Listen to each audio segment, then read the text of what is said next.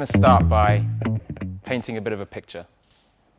So imagine you're in the middle of the North Atlantic Ocean and you've just sailed through two Category 2 depressions on a sailing boat that's best described as a carbon fiber missile. And the third big depression is basically on you. That's 50-mile-an-hour winds, 8-meter waves, and you've hardly slept in 6 days. Eating is near impossible with the getting thrown around on the boat, and the wind chill's down at -10. It's a cold, dark November night, and you're reminded of that every time you get hit in the face by a high-speed spray, more like an icy pressure washer. If that sounds miserable, then it is. But it's also my dream job. And it's been my dream job since I started sailing when I was 6 years old. It's about competition, it's about adventure, and it's about sailing the coolest boats in the world. They're technological marvels. They do top speeds of 40 knots, nearly 50 miles an hour, and sometimes they fly above the water on hydrofoils.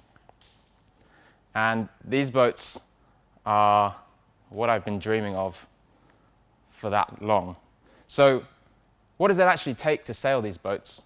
Well, my job is to race these boats for days, sometimes weeks at a time, across oceans.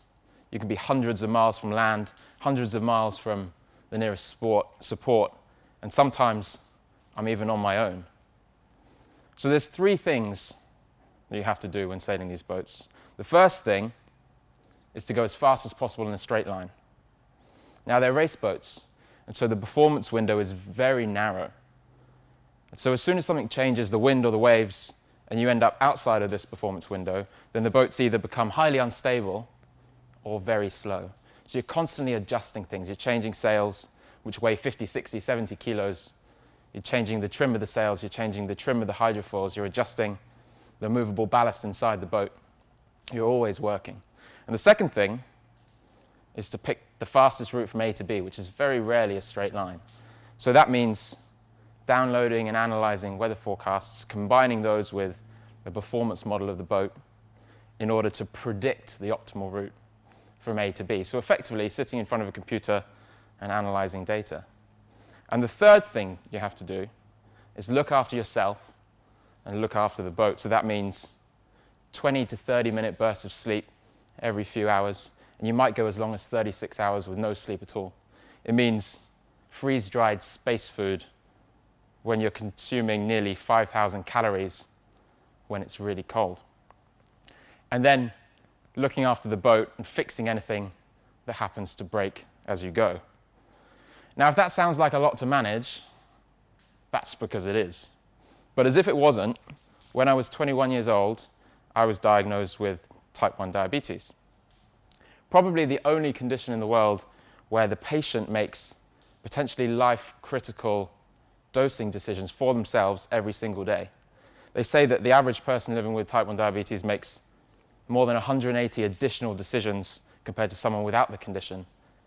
It sounds like even more to worry about. But what I decided is, I'm not going to be someone living with type 1 diabetes who happens to go sailing. I was already a sailor, so I was going to be a sailor who happened to have type 1 diabetes. And if I had all this stuff to worry about already, what did it matter that I had a little bit more to worry about now? And then I discovered something really cool. So to be a good solo sailor, you have to understand yourself. You have to know your limits. You have to know how far you can push yourself, but what you need and how to recover. And having type 1 diabetes gave me this whole new level of introspection. It became the trick up my sleeve that none of my competitors have. So when I was 6 years old, I had a dream to race around the world. When I was 21, I was told I couldn't even race across an ocean. When I was 24, I became the first type 1 diabetic to race solo across the Atlantic, and I now have multiple world records to my name. And next, I hope to become the first type 1 diabetic to realize that dream and to sail non-stop, solo, and unassisted around the world.